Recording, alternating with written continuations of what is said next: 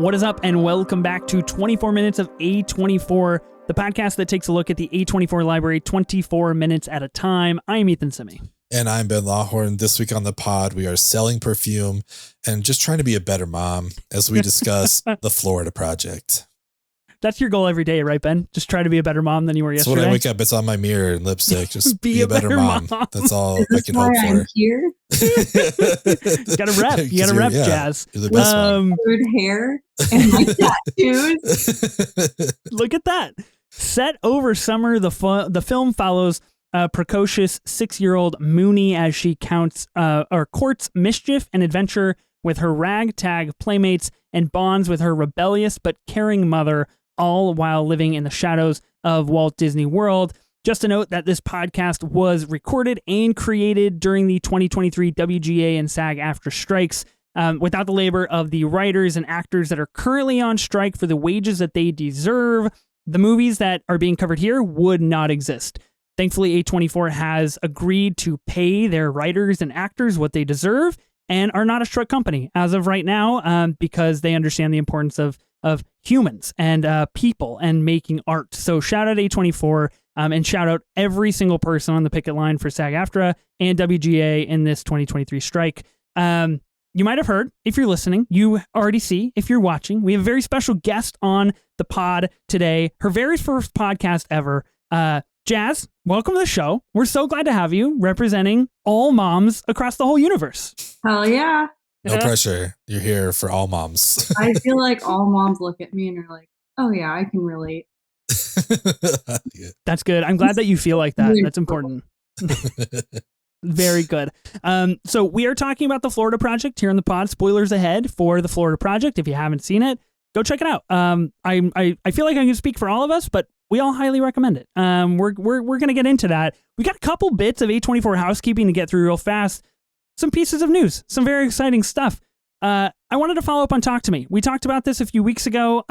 This movie has now made over $45 million at the global box office. That might not sound like a lot when you're talking about, the Oppenheimers and the Barbies of the world.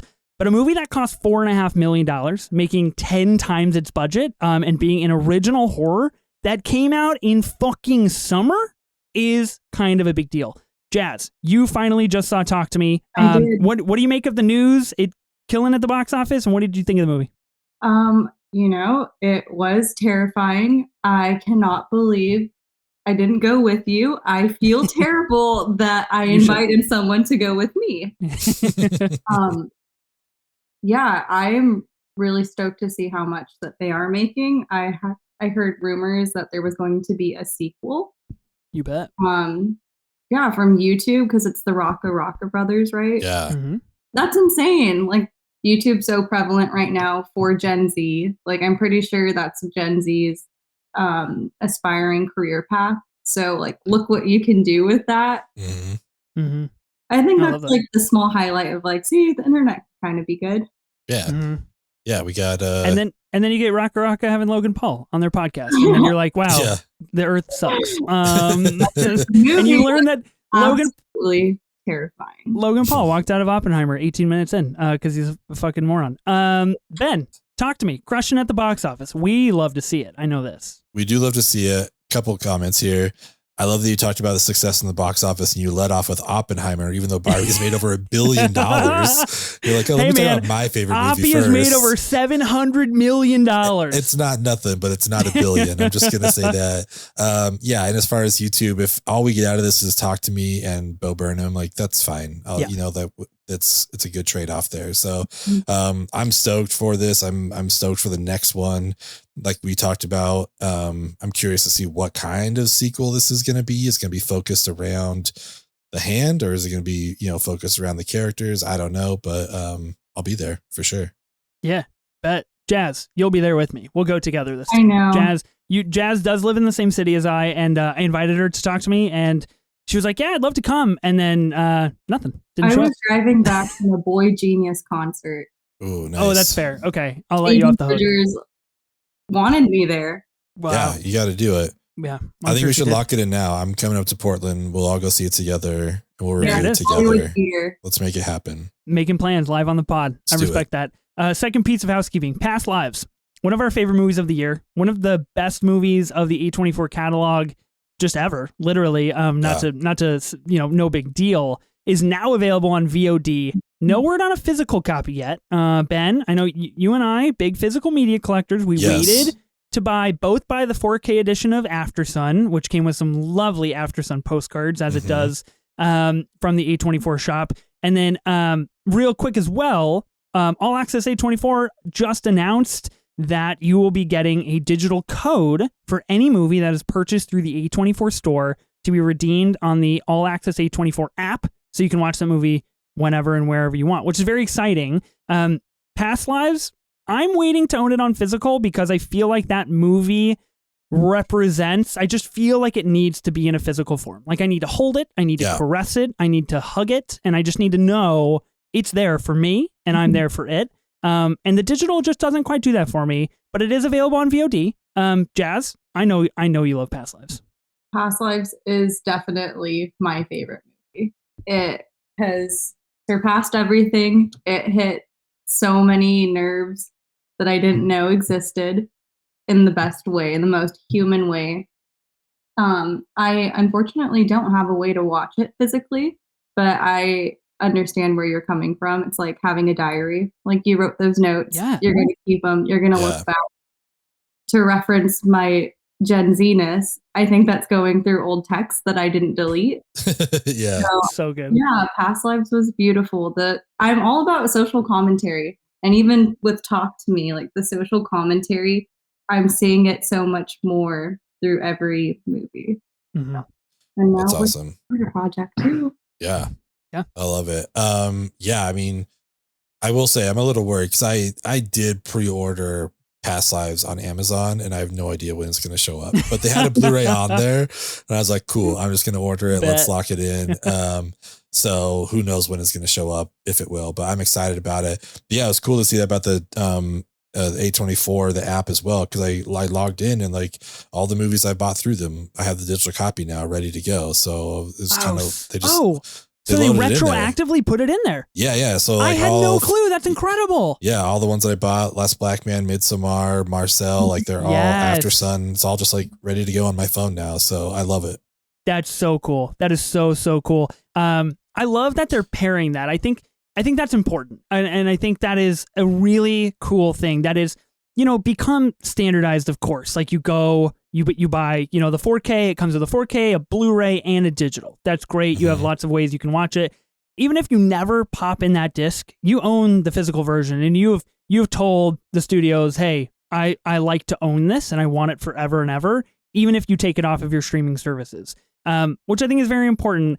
I wonder for Past Lives, because this just recently happened. Everything Everywhere All at Once is a movie from last year. It did win Best Picture. I know it set a lot of records at the Academy Awards, but it was like A24's baby, and it is already introduced as a collector's version in the A24 shop. So I'm curious if Past Lives, if like A24 might like pick a project, every year or something and say like, this is the one that's going in the collector's shop or like the collector's version. Because I feel like you get some really sick stuff with Past Lives.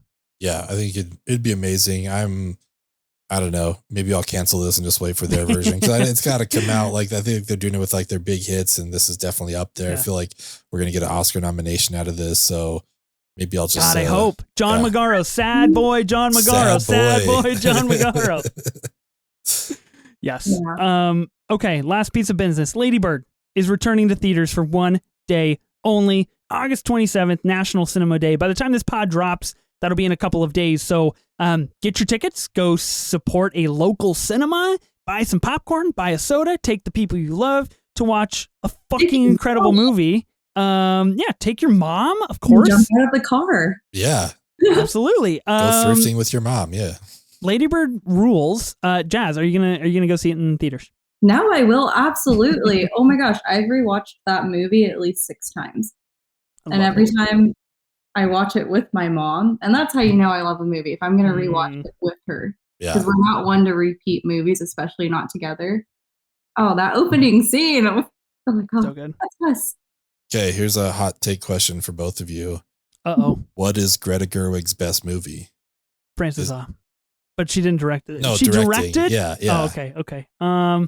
Is Yeah. it Lady Bird? Right? Is it Little Women, or is it Barbie? It's Lady Bird.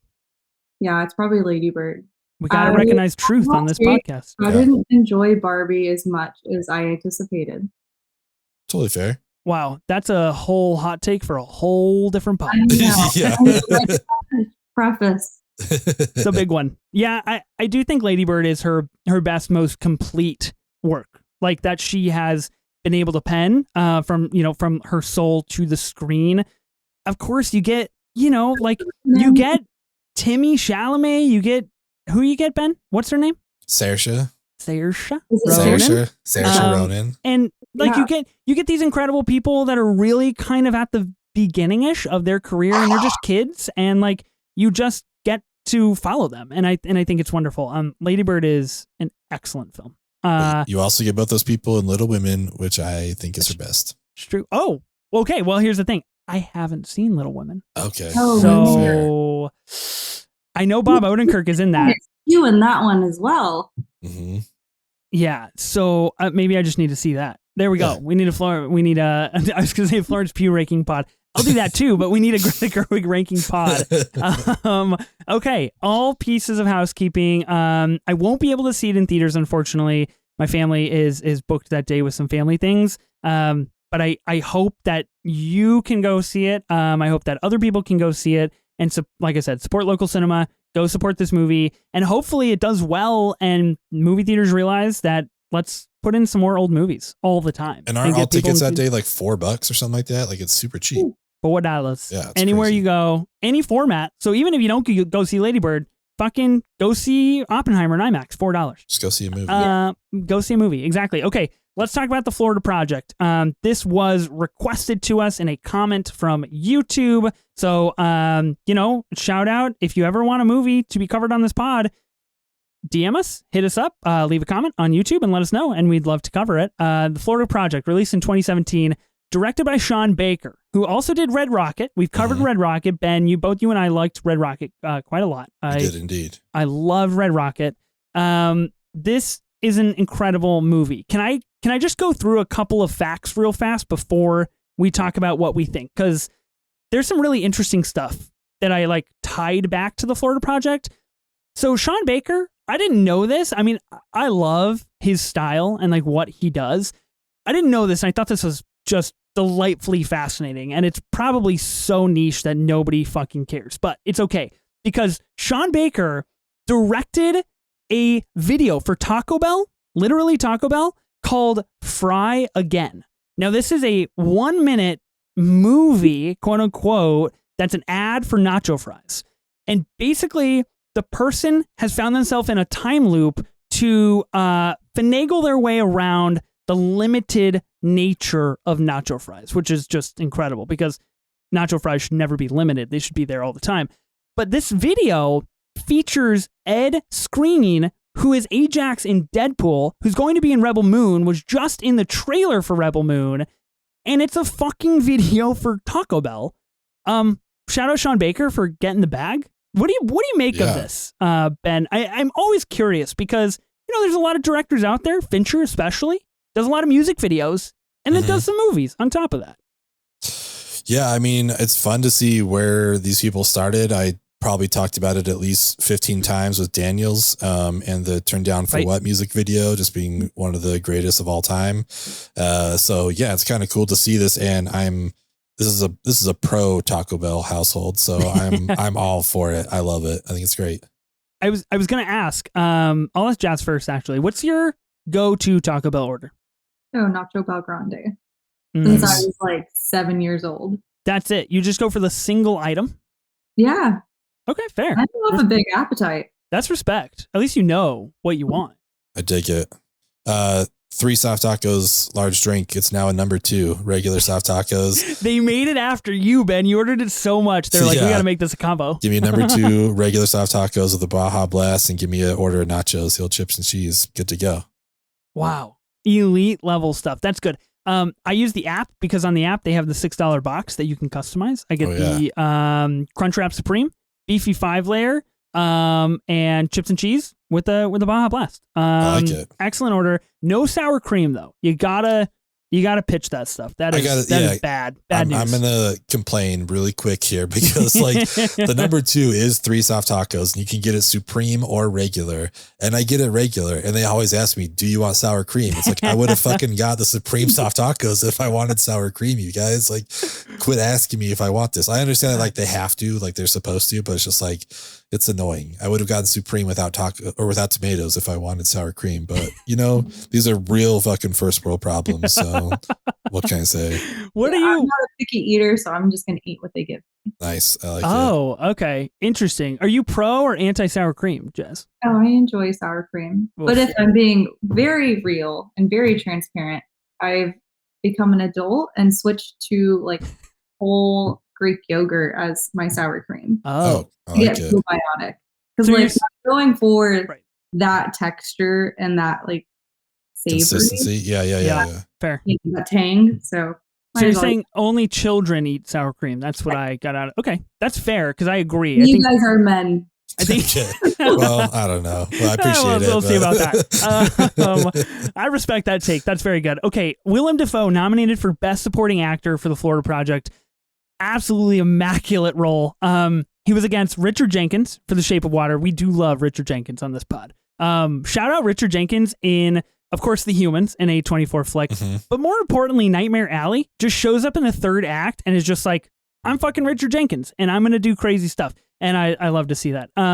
Against Christopher Plummer, All the Money in the World. Woody Harrelson, 3 Billboards Outside of Ebbing, Missouri. And then the winner, Sam Rockwell, for 3 Billboards as well. You know, I love to see Willem win and get nominated. I haven't seen the other films, so I can't really like speak to those films, but Willem Defoe is so goddamn good in this movie. I don't even know if I need to see the other films to be like, Defoe should have won.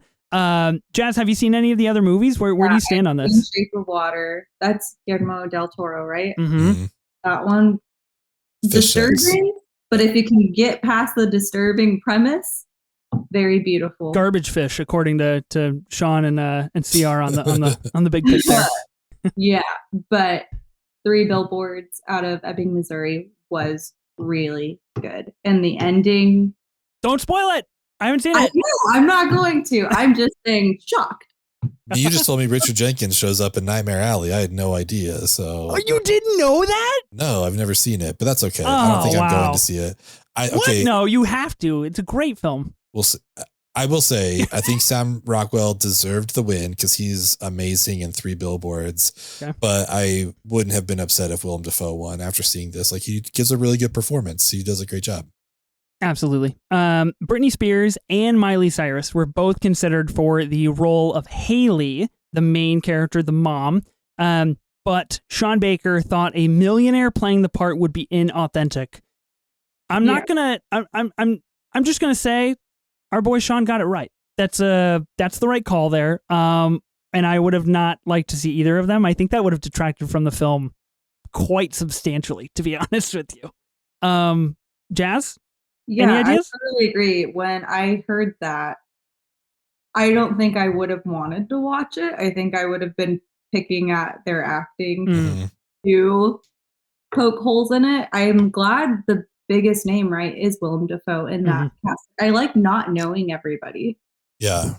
Now I'm going to look for Mooney. Like, she's growing up, so I'm hoping she's going to still act because her face is pretty unique. So, you know, that's, good move. I wouldn't want to watch Britney Spears or Miley Cyrus. I already grew up watching Miley as Hannah Montana. And now you want me to believe she's in Florida doing that? No. Can't have the best of both worlds in that situation. Ooh, good one. Thank you. I hadn't. No, don't give him credit. Don't encourage him. I'll run with that. I hadn't seen Florida Project when I saw this, but I guess she's in Cocaine Bear, so that's kind of cool. Like, she's been doing some stuff. So Mooney, yeah. Wow. Yeah, she's really? in that. So yeah, got a couple things coming up.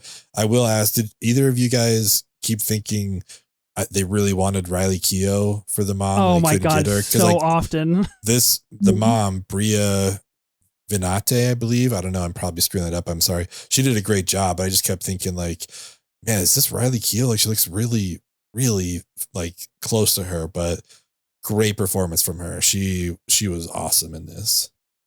Yeah, I agree. It definitely feels like a Riley Keough part.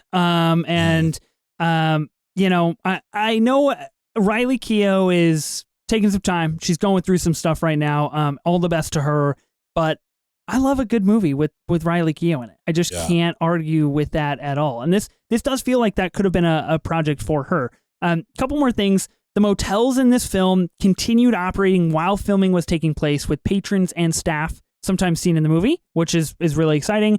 And there are multiple parts in the movie where basically she's trying to sell perfume to pay for rent at the motel. And she actually sold that perfume to real people. And I will say, when I watched the movie, I was like, this feels real. Like, this feels like she just like gunned it and was trying to sell perfume to people. I could never. Also, I'm not in that situation, so I can't really place myself there. But shout out for her trying to be a better mom and just make people smell good. You know, doing the best. Yeah. Gotta do what you gotta do. Sorry, not to cut you off, but when I watched it, I was like, I would probably buy that. Like, if she approached me. You think so? She was charming enough. Was she charging below retail but above wholesale? Is that we're in this sweet spot here? I think so. I'm assuming to make a profit. Yeah. Well, she was trying to get a discount if she bought in bulk from the wholesaler. So kudos to her for even asking. I would have just been like, well, I guess this is the price. So, you know, she's doing well. Jazz, I want to start off with you. General thoughts on the Florida Project. We're obviously going to do True Cinema. We're going to kind of run through this movie and do some scenes here and there. But what do you feel about the movie as a whole? What are your general thoughts? As a whole, I loved it. I love social commentary, especially around sex workers. I think Baker, that those are most of his films, right? Yeah. Yep. Red Rocket as well. Yep. Tangerine, it's very humanizing. You know, it's something that's prevalent. It's not foreign. It happens here, and it looks a lot of different ways. And just the whole cast, I loved the whole cast. And growing up in the Central Valley of California, it's not Florida, but there were so many things and so many behaviors that every actor got so spot on that I've experienced firsthand. And it just made me want to watch more. And I believed it a lot more, because there are kids that run around and are just so chaotic on purpose that do not fear adults. You can't tell them to get back here and clean that. That would never work. I love that. Movie. And, you know, you're rooting for them. You want, like, they're not the best people, but you're rooting for them to get better and to make it through. Yeah. And it had real life consequences in it. So I thought it was a really well done film. It's awesome. Yeah, I agree with everything you said. This is one that also felt like it had been on the list for a super long time. So stoked that we finally got around to watching it. I think Willem gave a great performance, but I think Brooklyn Prince is her name, the girl that played Mooney. Man, like, she carries this whole thing. Like, she does such a good job in this movie. And like you said, she is chaotic. She is like a little hellion with her friends, just like doing hood rat shit with my friends. You know what I mean? That's what she wants to do. And she's doing it. And I loved it so much. I thought it was great just from that beginning, like spitting on the cars, like, okay, this is where we're at. And I dig it. I'm along for the ride here. So super cool. I love the commentary, like you said, obviously on sex workers and stuff, but also the Disney side of it, like being next to where these like private helicopters take off from. And like, we saw that like throughout the whole movie. It's just like this reminder of like, there's this whole different lifestyle, like not even 100 yards away. And they're just like kind of stuck or trapped, you know, with where they're at. And these other people are taking private helicopters to go to the happiest place on earth. It's kind of crazy, but I thought it was a beautifully shot movie. I don't know, man. Like, I was just like super happy to see this. And I think Sean Baker's like proven himself as someone who can like really tell good, intimate stories, and help us like really get to connect with these characters. Cause you felt sympathy for everybody. I think, you know, I don't think there's anyone that was like you didn't connect with or anything. I think everyone just had a I don't know, important part in this. So yeah, got to see the humanity in Willem and all that kind of stuff, but also got the craziness of someone just ripping out their pad and slamming it on a window. You know, it's like contain multitudes in this movie. So I loved it. Yeah, I don't know, stoked. Yeah, I think Sean Baker does something that I don't think a lot of other people can really accomplish, and that is portraying this exceptionally authentic daily life aspect of things that is not mundane or boring or something that when you see Haley selling perfume for the third time, you think, we've done this, we get it, we got it. You're just as invested, if not more invested, the third time than you are the first and the second time.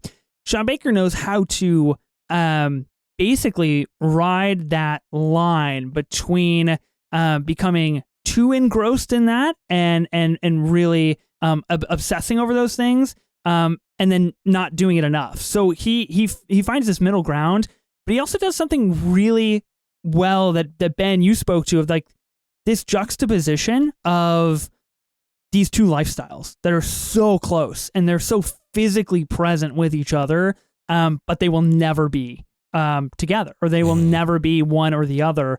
Obviously, this movie has it with Disney World and kind of set on the happiest, near the happiest place on earth and things like that.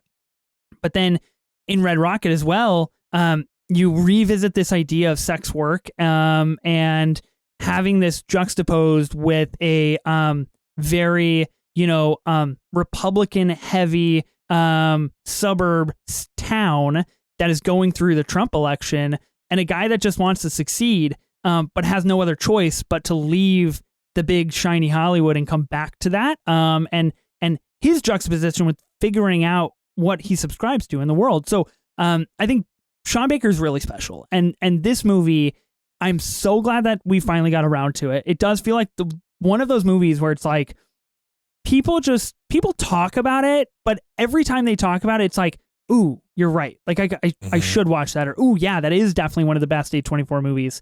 Willem Defoe is unbelievable in this movie. He's so understated and he's so nuanced. I guess he lived in Florida for about a week around this neighborhood in order to kind of get the common dialect and figure out the lifestyle and how to do things, which is incredible. And just goes to show he did deserve that nomination. There's something really peaceful about this movie. Watching it, knowing that it's absolutely heartbreaking and really, really sad, but knowing like Mooney's she's just trying to have fun. She's just trying to be a kid. She just wants to do what she wants to do. She wants to play with her friends, right? And so, yeah, I think there's some really excellent things. So many times in this movie where I was just like, that's a great shot. That's a great, like, that looks so good. That's a great shot. What a great use of lighting. Things like that. Apparently, when they got the rainbow over the hotel, they were planning to CGI that in and do some VFX. But I guess a rainbow sprouted up in real life, and the universe was like, "You're making the Florida Project. We're gonna give you a rainbow." So that was sick. Like things like that are just really, really neat. So yeah, this movie is wonderful and delightful and excellent. And really a tough watch in some moments of time. And I can't wait to get to talk about the end of the movie. I don't want to talk about it quite yet. I want to go through True Cinema, but I'm really interested to see how we all feel about kind of really the final 10 minutes of the film. So let's get into the True Cinema. We'll obviously start, Jazz, with what you kind of said. Mooney and her friends are spitting on this car. They're flipping off a helicopter. They're just like, yeah, little hellions that are just like running amok and doing crazy shit. And I think it's a really smart and fun tone setter for the movie to be like, Mooney's a little out of control and we're just going to go have a lot of fun with her and maybe get into some crazy stuff. What did you think of the first opening scene, Jess? I found it entertaining, but now that I have a car, I'm like, oh my God, I would its ass. But I just really thought it was funny how the person whose car it was, the like downstairs neighbor, is like, you get down here and clean it. And they're just like screaming at her, bitch, no. Yeah, that was so wild. And I know I've seen kids do this. And then for them to just run away because they don't live there and say, I don't even live here. But and then they spit on Jancy too. Like, oh, these So kids were wild. ruthless. But they're kids, and the kid who got spit on was still interested in hanging out with them. Ended up help cleaning the spit. Yeah, that looked like a fun summer. Yeah. I like that when they all go back like for the cleaning up, and then Mooney kind of like talks Jancy to helping them clean. It's so like, good. Damn, you got it. I like that. Yeah, it's a cool scene. And then just like to see the moms connecting. Well, I guess is one of them technically a grandma, right? Like a grandma. Yeah. Just to see them kind of connect and I don't know, even after like at the confrontation stuff, it's like, yeah, we're all kind of in the same situation. So like, I get it. And I like that. Yeah, it's this really core respect, right? For like, we're just trying to raise our kids, and we're just trying to like, sure, they get out of control sometimes, but like, we're just trying to survive the summer because we're just trying to make it so when they go back in school and then they can be babysat and basically taken care of. And like, this is the kind of stuff they get into. I do think it's funny. I think her name is, Grandma Stacy. When Mooney convinces Jancy to help her clean up the spit, Grandma Stacy is like, no, like work is not supposed to be fun. You better pipe down, Mooney. Like, stop having so much fun. Which I think is a really funny way to look at the multitudes of parenting and understanding those types of situations. I feel like, I have a couple things to highlight really quick about that scene because it like was so under the radar. But Haley, the mom, Mooney's mom, also chimes in and says, just let her. She wants friends. Don't you want her to have friends? Yeah. Yeah. Which I guess that's an opportunity to make friends with your bully. Yeah. Previous. Yeah. And I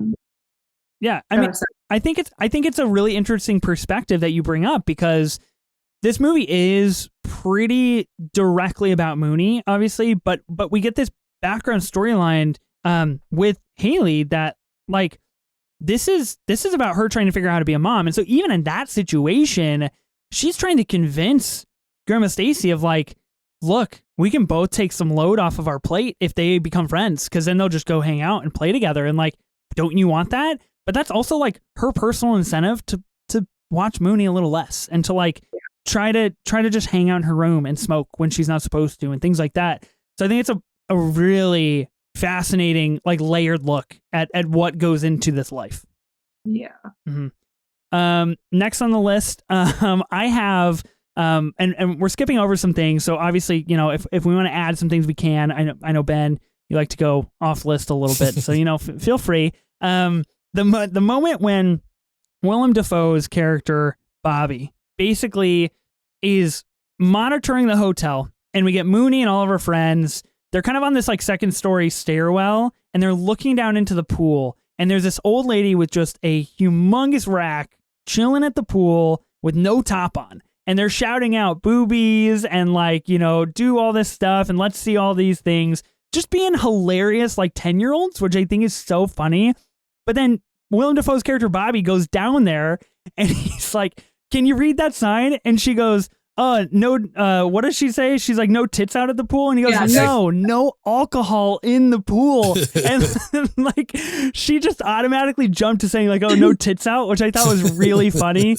And then threatens to sue him, which is like, oh my God, this motherfucker touched my tits. It's assaulted. Yeah. Which I think is hilarious.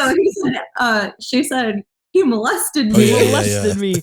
It's such a funny scene, but it's also really a wondrous first look at Bobby's deep like depth and ability to care for people. And there are several moments outside of his interaction with Mooney and the kids that, again, he has an interaction with this woman where he bums a cigarette off of her and says, she says like, oh, you wouldn't have even stopped. You wouldn't even talk to me if I didn't have a cigarette. And like, he chuckles. He knows it's partially true, but also he just has this deep inherent care for the people on his property. And this is kind of that. He cares so deeply about Mooney and Scooty and Jancy being raised the best that they can and not getting into too much mischief. And this is just kind of a way to protect that and guide around that.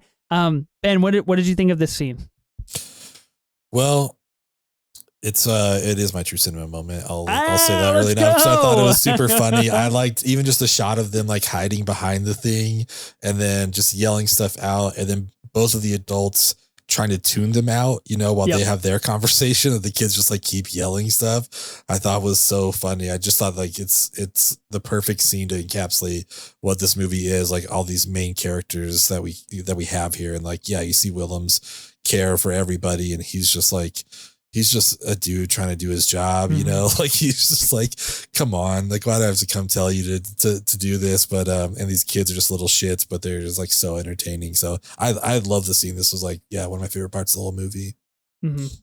Yeah, I loved this scene, but I'm not going to lie. I felt a little bit of sadness watching the scene because like you're hearing these kids saying these sexual comments, and it's pretty disturbing how spot on what they're saying is. Mm-hmm. And you can kind of tell that they have some context. Mm-hmm. Like what they're saying is something that they kind of know of, and I think that speaks to the environment they're being raised in.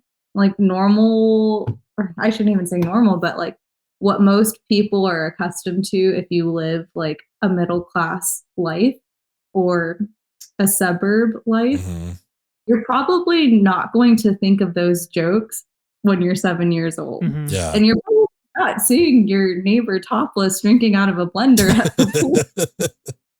So, yeah, I mean, it's just the small things throughout this whole movie that these kids and these parents say that give you perspective. And like every kid ends up becoming an adult. And, I felt a lot more empathy, especially like, because kids can be little shits. Mm-hmm. But, sometimes they're just being kids, and we gotta do what we gotta do. Mm-hmm.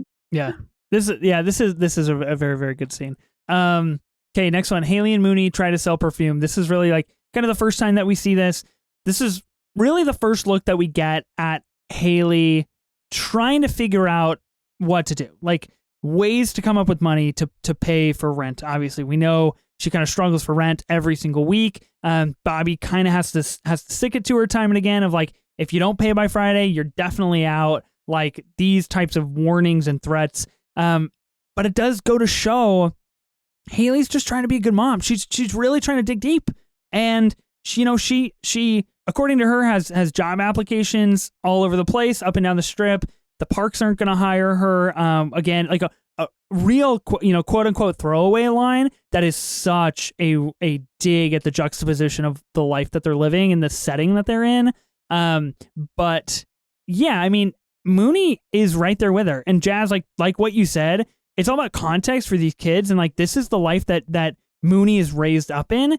So she's going to grow up normalizing like, yeah, I can just like sell perfume to rich looking people that walk in and out of hotels with golf clubs.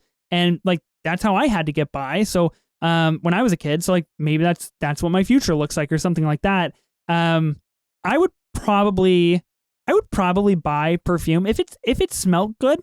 I think I'd buy from them for sure. Yeah. I feel pretty good. Jazz, what do you think of this scene? Are we talking specifically about the first scene? Because it does happen multiple times. Yeah, you can bring up any perfume scene you want. I think what I noticed is each perfume scene, like first one, they're really optimistic. They're really successful. They're not having to do too much like negotiating. It seems like, a happy-go-lucky, funny hustle. By the second one, you can feel a little bit more tension, a little bit more pressure, more bargaining and negotiating. And I don't know if it's spoilers to talk about the sex work, but early in this movie, we know that Haley makes comments about like, well, I would never do something like dancing, or like I would never go do, or I would be a dancer, but I wouldn't do sexual acts for money. Telling this to, I think, like her social worker. She's saying that she's trying to get a job, but as the movie progresses and she's not as successful making ends meet, and the perfume scene, the final one, you kind of know where it's going. She's giving up and she needs to find another way to make money after the security guard and her fight. Yeah. she doesn't get all her perfume and she doesn't want to get arrested again. Like that's when shit's getting real.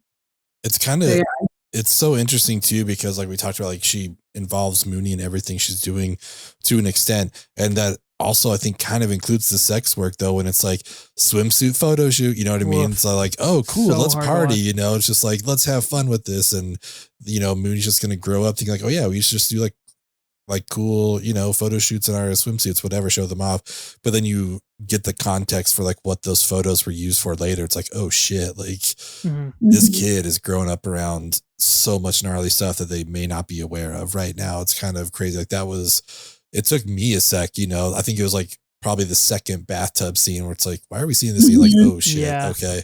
Fuck. That's what's going on right now. And then like, I think it's the third one where the dude comes in. It's like, oh my God, like that's so rough. And, you know, suddenly she has all this money and all that kind of stuff. But yeah, that's it is interesting. The context that she gives her, just like, yeah, we just sell perfume. That's kind of what we do. That's our job.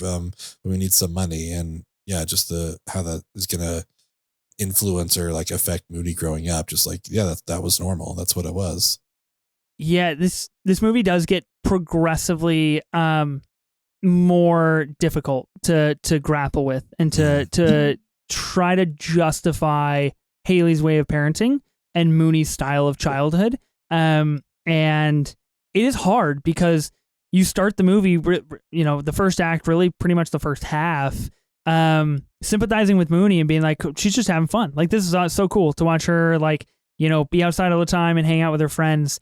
And then things really do start to take that dive, especially when they do those, you know, swimsuit photos. And then you start to realize, very much kind of like in a Moonlight vein, where it's just like, oh, we're revisiting this like again and again because things are traumatic. That what is going on outside of this closed door. You know, Jazz, I know you're a parent. I'm a parent as well. And like, it's incredibly effective how much that occupies my brain to be like, wow, that is powerful. That is the level that Haley has sunk to and has justified to herself to put her kid in a bathroom, literally not even in a different part of the house. They live in one room. Like that's literally, it's right there, while performing sexual acts outside to try to make ends meet and try to make rent. And so again, it's a really heartbreaking story for Haley to know she's come from a past of already being arrested. She's just trying her hardest to be here, and she's in good with Bobby, and Bobby looks out for her because Bobby loves Mooney, and she just can never quite seem to make the right decisions. But then you get sparkles of, you know, her driving or hitchhiking a ride for Jancy and Mooney to go watch the fireworks out on this little grassy area and have a birthday, and just like these glimmers of hope that are just really, really, really fascinating. Next one I have here on the list, giving Dickie's toys away. Now, Dickie is a kid in this movie, not for very long, but the reason I wanted to put this on the list, because I think it is a very important, if not a little strong-handed way of showing the history of this motel and showing the fact that every person's soul leaves a little bit in this motel. Whether you make it out or not, as did Dickie and his father. They made it out. They were headed to New Orleans, hopefully to live a better life. But all of the toys stayed, and all of those kids will have some physical piece of remembrance of this kid that lived here and gave all of his toys away because he had to move. And I think what's really fascinating about that is these kids are left with this idea that as they grow up, as they become older, as they turn into adults, of like, I wonder what happened. You know, I wonder what happened to Dickie. I wonder if he's doing okay. I wonder if he made it out. I wonder how his life panned out. And you know, I think especially in terms of Bobby, there's just always a piece of somebody's heart and soul in what is going in and around the motel. And so I thought it was a quick scene, but I thought it was ultimately very important to trying to tell the story of this neighborhood and this motel. Ben, any thoughts? Yeah, I mean, it's a powerful scene. Like, you know, these kids are kind of, you know, were they 10, you know, somewhere around there. That's how old I was when I moved out of California to Utah. So you're like old enough to like still remember those friends and things like that, and just kind of wonder what happened. And so, yeah, being left with some of these, like his toys, and also just like the dad's perspective of just like, I can't pack any more shit, man. Like, I'll buy you new stuff. Like, let's just leave all of this here, you know, like saying it in the nicest way possible. But it's like, all new stuff, I promise. Like, we'll get you new things. Like, yeah, I mean, this guy, you know, is just trying to give a better life for his family as well. So definitely, you know, kind of connected with that in some sense. I thought it was a powerful scene for sure. Yeah, piggybacking off of what you said, because I took notes throughout the movie, and that was a scene that definitely made me like, grab my iPad. Partially because, like, growing up in the Central Valley, most of my uncles look and dress that way. I'm pretty sure that was like a Latino family. And the dynamic between Dickie and his dad in the beginning of the movie, when he was spitting on the car, you know, those kids didn't care about what any other adult were saying until his dad said something. That got him to stop in his tracks. And then now that he's leaving and his dad has filled the car past the brim, Yeah. which I think is something else I'll talk about, that promise to buy something new hit me really hard because I've grown up seeing that same thing. And I know so many other kids get that promise. And I think every parent really does want to meet that promise, even if they don't. Mm-hmm. And yeah, I was just like, you know, he's sad, but these kids are happy. I think that they're just excited to get their friends' toys, that it kind of takes them away from one of their friends leaving. But to mention that the car was just so full, I think that is a really interesting, just like nugget of perspective too. Like, they don't have much, but boy, are they holding on to everything that they do have. Mm-hmm. And like, I think that's a comment of like insecurity, and like when you are in a financial dire situation like that, like you want to hold on to what you have. You don't want to lose what you've worked hard for. Yeah. And like, how crazy, because like the trunk was strapped even though it wasn't closed. You know what I mean? Like they could have gone on without a lot of those things, but it's that instability that probably enforces that clinging. Yeah. So that's really necessary to portray that. Because, you know, when we move, we get a moving truck. Yeah. We can close our van. We could probably hire somebody to pack our things into a nice box. Yeah. It's a great observation. It's just like, it reminds me of grandparents that like went through the Depression, and they just like kind of become hoarders almost. Like, they never know like if it's going to happen again. You know, it's like, I need to have all this stuff here. And it's like, yeah, when you have, you know, limited means or whatever, you're just going to like hold on to everything that you can. Like, I totally understand that. Yeah, that's a really good observation. Yeah, that's excellent. Next on the list, and I will say, Ben, since you've already revealed yours, I'll say this one is mine. This is my true cinema moment. This is the moment that Bobby finds this old guy hanging out with the kids and just fucking takes him to task in a Bobby type of way. And I loved every single thing about this. I think this scene alone is enough for Willem Defoe to be like, this is it. Like, he is so good in this role, because he approaches him in such a friendly manner, but you know, like, oh, this guy's gonna get fucked up. This guy's got to come into him. You're thirsty? You want a drink? All right. You want a drink? You want a soda? and he's like, you know, yeah, soda's not so great for quenching your thirst and all this kind of stuff. And, you know, you got to drink tea. And this conversation that he has with him, we get this lovely tracking shot back to the vending machine. He continues to reroute him back to the vending machine. He gets the soda. He tells him again. He goes, "Oh, I thought you were thirsty. Aren't you going to drink it?" And when the guy chooses something, he kind of under his breath, he's like, interesting choice. And like, he like makes a comment about what the guy chooses, which I think is fascinating, because he's obviously invested on some level to like make sure he sees this guy off his fucking property. Kind of takes him out and really does take him to task, kind of headlocks him and like twists him around and snatches his wallet and calls him by his name and throws his wallet on the ground. This dude's from New Jersey, just the ultimate weird, pervy guy, which is absolutely frightening, because all these kids are just playing and there's no adult other than Bobby to come out and to monitor this situation and ultimately protect them from what might have been or what could have been. And I think it's a funny scene. I think it's a heartbreaking scene. And I think it is an extremely well shot and choreographed scene as well. Ben? Yeah, I mean, we just get a lot of range from Willem in this scene, like you said, from coming over. He says something to the guy. He's like, "Hey, can I help you?" And then it's also like, "Mooney, don't do that." It's like also like parenting. It's like, get down off the table. It's like, all right, People let me get back there. to this. Yeah, exactly.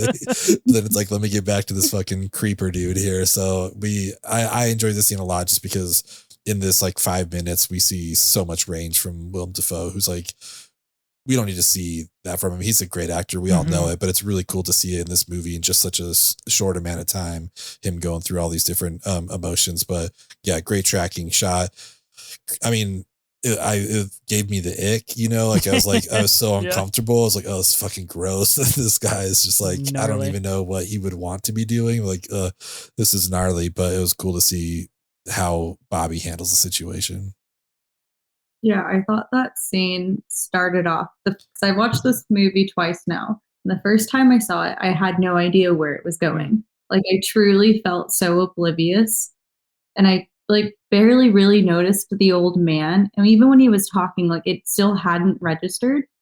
So second time I watched it yesterday or a couple days ago, and I already knew what to anticipate, and it made so much more sense. But that opening scene is like a toddler with a pacifier in her mouth walking up. Like, and then you see like the whole shot of all the kids, all different ages, all unattended. They're all playing. They have no idea. And then this old man like limps up because he's not walking right either. He's like, "Oh, hi, how are you? What's your name? How old are you?" And yeah, Willem taking him upstairs and being really nice and compassionate. And then, yeah, interesting choice. But as soon as he drinks, because he asks him, like, "Oh, well, you have it. Aren't you going to drink it?" As soon as he goes to take a sip and he smacks it out. Oh, my God. I was like, finally, like, is he going to do anything? Yeah. Yeah. That was a crazy scene. I love to see it get physical, truly. Thought they could have maybe done more, but that was probably the parent in me, like, no, just fuck him up. Yeah. This is really kind of the turn for Bobby as well, where it really starts to become apparent that Bobby sees kids and adults go in and out of this hotel all the time. And we see that proven because he makes Haley and Mooney basically leave their room for a night because he can't have people stay there on a regular basis because it'll kind of create this issue with the policy and things like this. But he cares about them enough to store their things, and they know a deal is going down. They have like kind of a neighborhood deal with another hotel they can go to, and that'll lead us to our next scene. But this is really the first time that we see how much Bobby does really care about Mooney and Haley and ultimately all of the kids at the hotel or at the motel, and how like that's just in his nature, which I think is an incredibly fascinating thing to watch, because we do get glimpses of him and his relationship with his son. Although brief, it is strained and it is troublesome, and he obviously comes from a divorced relationship where his son, I assume, or I kind of inferred, told his ex-wife that he wished a happy birthday, and or vice versa, and basically communication didn't line up right, and he has a hard time with his own kid. So this is Bobby's way of figuring out how to care for a kid that he maybe never got the opportunity to, and maybe never provided that type of care to his own child, which I think again is just an incredibly deep thing for such a simple movie to display. Bobby sticks up for Haley and Mooney out at the Arabian, kind of across the street. There's a nightly deal. They're trying to charge Haley more. Things get out of hand. Bobby comes to set the record straight and really kind of have at it with the management and say, why did you change the policy? And then pay for Haley's portion. And that ends up going south. She pours a soda kind of on the ground. And it's a really impassioned scene. I think it's really important. And it kind of sucks because then you're just like, hotels, man, they kind of just suck all the time. Jazz, what did you think of this scene? It was tense, and you're just hoping that Mooney and Haley can stay there. Yeah. So when the money's declined and she's like, no, get out. You're not welcome here. That kind of just shows you like, oh, that is the way it works. Like businesses can do that. And I thought that was just, I'm glad they did that in that movie. You know what I mean? Like, because for the shitty things that Haley does do, like sometimes you do get shit right back in a way that maybe you kind of deserve because you were being so unpleasant. Like, if that had been de-escalated and approached in a different manner, I'm sure the story could have went the other way. I'm sure it could have just been paid and they could have stayed there. But that kind of shows a lot about Haley's, I guess, maturity and willingness to be the bigger person, but she'd rather have a fight and prove her point than secure housing for her and her daughter for a night.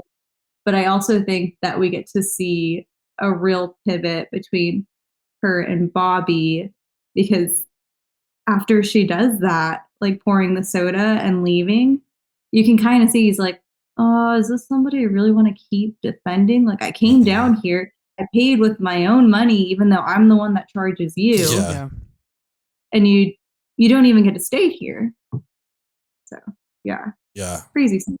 What I liked about this scene is it was kind of cool to learn the inner workings of these motels out there. Like, they kind of had their deal. It's just like, you can't stay there for more than 30 days. So one night a month, you have to go stay somewhere else. But they have this understanding between them, like just let them come stay there for $35, whatever. And then they'll come back over. It was just like it was spoken, but kind of an unspoken thing of just like, we all kind of take care of each other. But then this is all like new management. He's like, what the fuck, you guys, come on, like help me out here. But then, like you said, Jazz, just like, she could have been the bigger person, but then she just like fucking just dumps that soda like all over. It's just like, not even a bigger person. She could have just been like pleasant. Yeah, like, for sure. Neutral might have gotten her. Yeah, exactly. It's like, that's not her style. We see that quite a bit in the movie, which is kind of funny. So, that's what I just liked, was just like the inner workings of these hotels though. Okay, I want to talk about the final scene, really kind of the final 15-ish minutes of this. There are kind of a couple independent scenes. I think they can kind of go together. We can discuss this. Haley beats Ashley up because Ashley, her friend, stops letting her son hang out with Mooney after they set the abandoned houses on fire because Scooty ends up having a lighter and lighting the house on fire. Real life consequences to unintended or unattended children, which is incredible. And so Haley then proceeds to just beat the shit out of Ashley in front of her kid in her house. Then she gets some solid punches in too, dude. Like, she gets some solid punches in. She gets some hits. And then kind of we get this overarching ending. DCS comes. Ends up coming to take Mooney away from Haley after they discover that Haley has put up an ad for sexual acts kind of on social media and has been doing it in the room. Bobby basically then takes this opportunity to kind of shield Mooney away and really stop defending Haley and really focus more on grieving in the moment for like Mooney's life and for where Mooney is going and how he might never see her again. And it just immaculate child acting. We'll talk about child acting here in a minute, but just incredible stuff, which ultimately leads to Mooney running away, running across to the hotel in which Jancy is staying out, and Jancy and her running as fast as they can to the middle of the Magic Kingdom, right in front of the castle. We switch to what I assume is a handheld camera. It kind of gives off that iPhone filmic feel to it and look. And what would ultimately be her, basically like her moment that she wants to live out and where she wants to go and never leave, and a life she wants but can never have. A tragic, just fucking tragic ending that really, I finished watching this movie and I was just like, I gotta watch like 15 lighthearted movie. I gotta get into some deep comedies here because this is hard. This is tough to watch, especially from a parent perspective, where you just, even Haley is no different. She just wants the best for Mooney, and she's just not able to do it. She just can't get past her own barriers, and it's really, really hard to watch. Ben, what did you think of this? And then ultimately that kind of cut where Mooney and Jancy run into Disney World. What did you think of that ending the movie? I mean, that scene at the door, like when she can't even like get the words out, and Jancy's like, "What? You know, like what he's saying?" And just there, she's like, "I can't even like say it." You know, finally gets goodbye out. It's just like, holy shit, dude! Like, where did you learn how to do this? Like, this is crazy. You know, like, it was such a powerful moment. I saw your tweet before I watched this. I was like, "Oh, did you? what is happening here at the end of this movie?" You know, like you need a minute, and then I watch it happen. It's like, oh god, yeah, I need a minute. This is like this is something else. But such a cool cut. I loved how they did it, just like them nonstop holding hands. Mm-hmm. Like even when there's moments where it made a lot more sense for them to like go around people, but it's like, nope, we're staying together. Mm-hmm. We're running through here, and I just thought it was like beautiful. I thought it was like a wonderful ending. Yeah. The scene where DCS does show up, because, you know, they're prevalent throughout the movie. Yeah. It's just like a matter of time. I don't think we see Mooney cry at all until the last 15 minutes, because she is such a tough kid and she knows the lifestyle well enough. Mm-hmm. Like, you know, she does this to protect herself, I'm sure, whether she knows it or not. And it's interesting to see Haley not be reactive. And I don't know if she's accepting it or if she's just disassociating, but she's just going along with the process. She took Mooney out for breakfast. She knew what was impending, I'm sure. And Mooney is saying, like, I don't want to go. Where's my mom? Like, what's happening? But she's also kind of accepting it at first until she asks, like, oh, wait, I'm going with another family. And then you start to see her switch back to regular Mooney, which is a little rigid and mean and fuck adults, who cares? Yeah. And then she doesn't push, but she's the reason that woman falls down the stairs. She hit it hard too. She took a spill. Like, that speaks so much about a kid. Like, at least for me, I don't think I would have felt confident enough to run from authority figures. Yeah. And like run to a whole other place to say goodbye to a friend. Like, she must have felt an intense sense of like, this is the end. Yeah. Like, this is doom. I need to go see my friend. And that segues me to Jancy. We see her get spit on in the beginning and just like go along with these kids because she doesn't have friends, to taking Mooney's hand and saying, let's go. Mm-hmm. Like, she leaves no questions asked. She's not actually asking real questions. Mm-hmm. And they just know what to do, because that's how true kid friendship is. Like, you don't have to ask questions when you know it's your best friend. Mm. And it's probably the only time they were ever going to go to Disney World.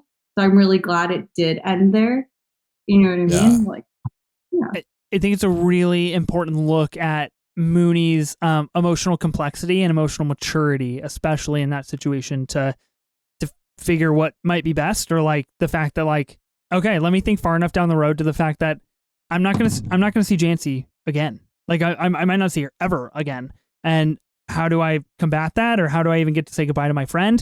Like, that's a very complicated topic, even for an adult in that situation. So to see that from Mooney is impressive. Ben, you and I, we've given our true cinema. Jazz, what's your true cinema before we move on to our A1X? You got to pick one thing, one scene.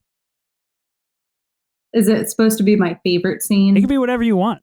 However you want to interpret it. I'm gonna say the bath scenes, the whole like trilogy of them, because I thought it's the first bath scene is between Haley and Mooney. Haley is washing Mooney's hair, mm-hmm. and you see the like loving motherhood and maternity through that. And by the last bath scene, Mooney is bored. She's by herself, and then yeah, somebody walks in and she pulls the curtain. Like, I think that was so important to really convey what her childhood was. There was love, I think, throughout that, but then there was a ton of sacrifice, I guess is probably the way Haley would say it too. So yeah, true cinema. I give a runner up true cinema moment when Mooney and all the kids are going through the abandoned houses and they're in the middle and they're like, party with beer. I was like, that's me every Saturday night. I feel that, Mooney. I love that so much. I actually do that in my living room. Okay, let's do A1 acts. We've got 2 A1 acts to do. First one, movies that take place in Florida. Of course, this is called The Florida Project. This takes place in Florida. So here is our short list of movies that take place in Florida. Now, you might ask yourself, or you might tell yourself, like, goddamn, Ethan, you're a genius. You can just whip up these movies that take place in Florida. And first, I'll say thank you. And second, I'll correct you and say this was coming from Wikipedia. So I gotta refer. So that's how I know that very particular movies like Citizen Kane do take place on hallowed ground right outside of Florida. So I guess that's a thing. Okay, The Florida Project. Barb and Star go to Vista Del Mar, which I just watched for the first time a few weeks ago. At just fucking off the hinges, off the rollers. So good, movie. right? It's so good, but it's so ridiculous. I love it. I loved it so much. First Don Man. Cheadle. Don Cheadle. A phoenix. Oh, like Dumbledore.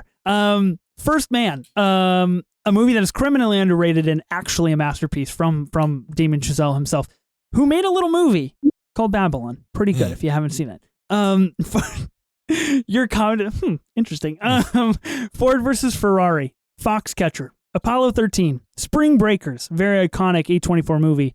Catch Me If You Can, Citizen Kane, Days of Thunder, shout out Tom Cruise, Donnie Brasco, Fast Five, Godzilla versus Kong, Jaws 3D, Magic Mike XXL, both excellent films. Queen and Slim, Tomorrowland, which we did cover on our Patreon, 24 minutes of not A24. Figure out or go listen to figure out what we thought of George Clooney and Disney coming so close to a great movie. Waves and White Christmas. Those are what I have on the short list here. Jazz, I'm going to let you go first. You can pick one from the list, or you can go off script if you think of another movie that takes place in Florida that you like more than anything that I have so graciously researched for us. Be my guest. You know, I can't think of anything on the top of my head that's outside of that list. I haven't seen all the movies on that list. Queen and Slim was probably my favorite. Nice. I kind of forget that Miami is in Florida because Miami is its own thing in my head. Oh, sure. The same way like Las Vegas is just Las Vegas. Yeah, it's not Nevada. It's just Vegas. Yeah. So is Miami Vice takes place in Florida or no? Yeah. Shout out Michael Mann. Love to see it. Yeah. Queen Slim was a really great movie, and that came out in 2020, right? I think so. Yeah. I remember being in the thick of pandemic watching that, and in the height of protests, especially like in Portland, there was so much tension, and I was working a customer service job. Watching that movie before my graveyard shift at Dutch Bros was one of the worst ideas ever, but I love that movie. Yeah. Was a good one. Good pick. Ben? Y'all want to hear a story about how me and this bitch here fell out? Kind of long, Zola. But it's full of suspense. It's full of suspense. Zola, man. I got to talk about Zola. I love that movie. I mean, there's so many good ones on here. Obviously, Barb and Star. There's some great stuff. But to go off script here, I had so much fun with Zola. Talked about Riley Keough earlier. I think she's great in this. Cousin Greg, just... doing his so doing good his in that movie. So, that's what I'm gonna go with. I'm gonna go with Zola for sure. Dude, Zola, it's shocking to me how criminally underrated Zola is. Like, it's great. Think of it. Jazz, you got to see it. Like, think of a tagline for a movie that's better than, or like an opening line that's better than that. A story of how me and this bitch fell out. It's like, yeah, bet. It's perfect. So good. That movie is so good. I mean, speaking of Riley Keough, which we talked about earlier, let's see. I am going to pick First Man. I've got to stick with my Chazelle Hive. I got to do him proud. Ryan Gos, that's my baby, that's my boy. So, taking place in Florida, with the mission to the moon. Excellent film, immaculate, impeccable score. Something that more people need to watch. A really interesting kind of divergence for Chazelle between Whiplash, La La Land, and Babylon, all very music centric. First Man is a very much more nuanced, insular look at a man who feels like an alien in his own home. So I love First Man. Shout out, excellent stuff. Okay, next one. A1 Act for child actor movies. This definitely has one of the best child acting, in all time, of movies. So I'm gonna go through here. I'm gonna say the actor and what movie they were in. So we've got Brooklyn Prince in the Florida Project, of course. Haley Joel Osment in AI, Artificial Intelligence, a movie that we did just cover on our Patreon as well. That I think we briefly talked about his incredible ability to be a robot in that movie. It's a little startling. Jaden Smith in The Pursuit of Happiness. Salvatore Cassio in Cinema Paradiso. Macaulay Culkin in Home Alone. River Phoenix in Stand By Me. Also, I'm going to say River Phoenix in Indiana Jones. I believe it's The Last Crusade, where we get the kind of the preface with River Phoenix. Ben, you'll know in a few weeks when I make you watch all the Indiana Jones movies. Once I watch it, I'll know. Let's see. We've got Mackenzie Foy in Interstellar. You're a big Interstellar fan, Ben. Yeah, it's one of my top 11 Nolan films for sure, without a doubt. Barely makes the cut for the top 11. Haley Joel Osment in The Sixth Sense. Henry Thomas in E.T. Abigail Breslin in Little Miss Sunshine. Saoirse Ronan in Atonement. Nailed it. Yes, I feel so good. Natalie Portman in Leon the Professional or Heat. I want to put Heat in there. She's not great. Probably one of the exceptionally few picky nits with Heat. It's her storyline. She's still in it, which is great. And Jean-Pierre Léaud in The 400 Blows, a movie I recently watched that is just bone-rattling good. So good. Really hard list here. Really tough. Because you talk about some really iconic kids and iconic movies. Jazz, do you want to pick first? Yeah, definitely Saoirse or Saoirse. I've always said Saoirse, so yeah. I'm going to slide. Saoirse Ronan in Atonement, because I hated her, right? And I love to hate a kid and then love them as an adult. She's the worst in that, but the best. And had the perfect look for it too. I wanted to say obviously Home Alone, Macaulay Culkin, but I just it's iconic, but I don't think he is the best. Yeah. Sure. It's there was storyline to that and there was a lot of support for him, but Atonement isn't it's a slow burn movie, lots of tension. She doesn't have that push behind her, you're rooting for her at all. I still loved her. Yeah, she's awesome. Oh, and Lovely Bones. She was a kid in Lovely Bones too. Yeah, and how old was she in Hannah? She's She's young in Hannah. Yeah, she's been great the whole time. A movie that I've never seen, but it's been on my watch list for a very, very long time. You haven't seen Hannah?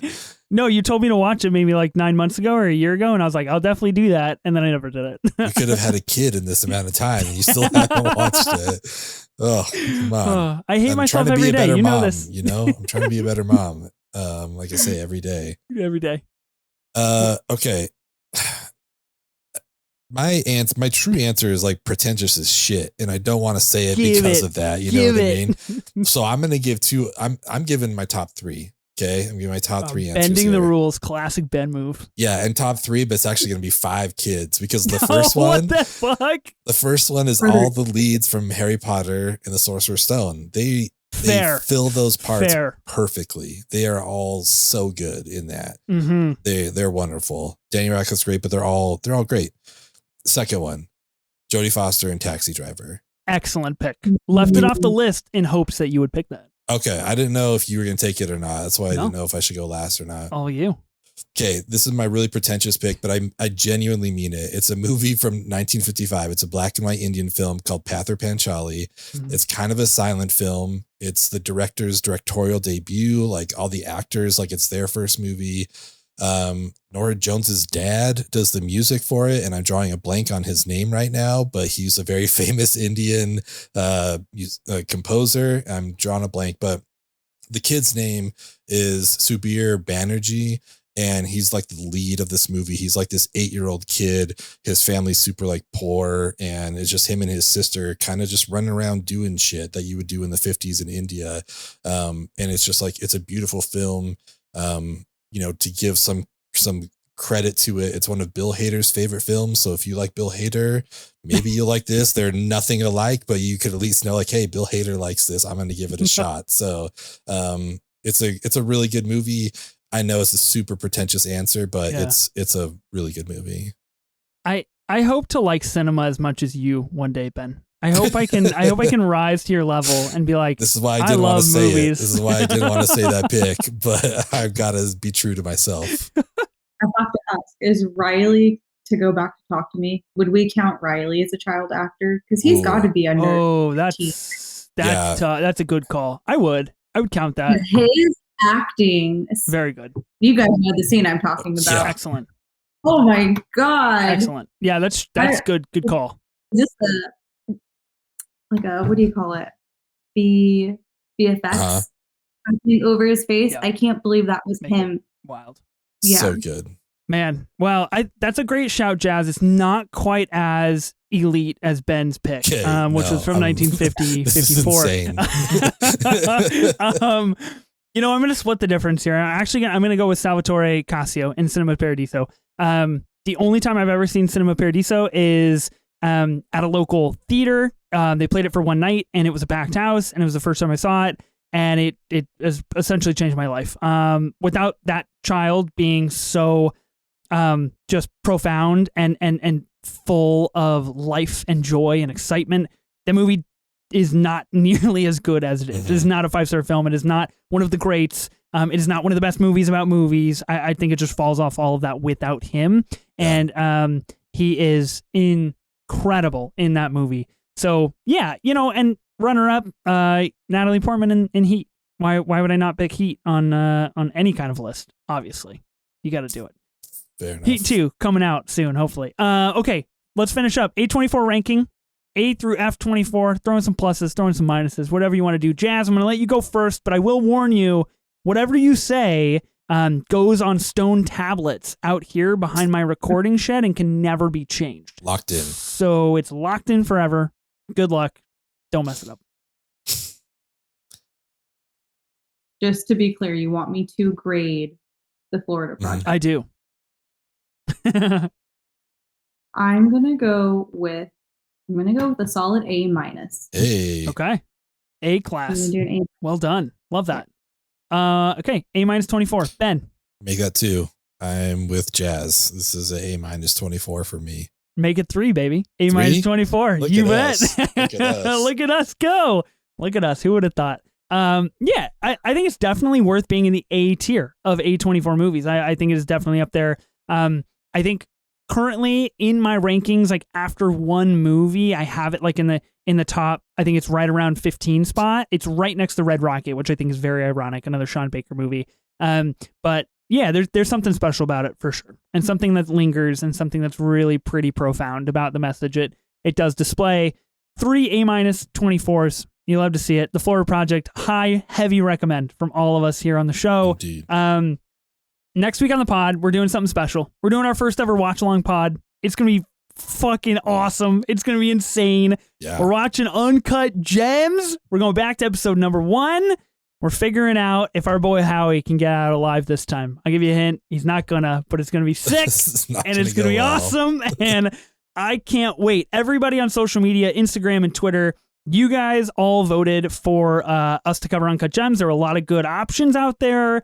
Y'all voted for this one. We have a couple guests joining us. I don't want to spoil quite yet, but it's going to be a really fun time. Really exciting. Look forward to that. So you can either watch Uncut Gems with us when we say play on the pod, or you can just listen to us. like a mad person, just listening to somebody watch a movie and talking about it. Jazz, thanks for coming on the pod. This has been incredible. You just crushed it for your first time on a podcast ever. We feel so lucky that we could be your first. If people want to find more of you, where can they find you on social media or anywhere like that? Yeah, at Jasmine Tattoos. I'm in Portland, Oregon. I tattoo out of a private studio with a pal. Yeah, I love doing cinema tattoos. Look at Ethan's arm. But action is the juice, baby. I was say, did you do the juice box? I like that one. Yeah, I did. I had to pick heat. Shout out Natalie Portman. Well, I'll be coming up there for one of my cinema tattoos for sure. I'm stoked. Thank you. Yeah, thanks for joining us, guys. Let us know what you thought about the Florida project. We're on Twitter and Instagram at 24 minutes of A24. We're also on YouTube, where you can see all three of our beautiful faces as we talk about the Florida project. So subscribe to us there. And as we mentioned, we talked about AI and a bunch of other movies on our Patreon. So if you want to support us, go follow us. You can go support us there. We were stoked for any sort of support, whether it's just listening here or going onto the Patreon. So thanks again, everyone, for your support and for listening to us. I am Ben Lawhorn. And I'm Ethan Simi. Spring break forever, bitches.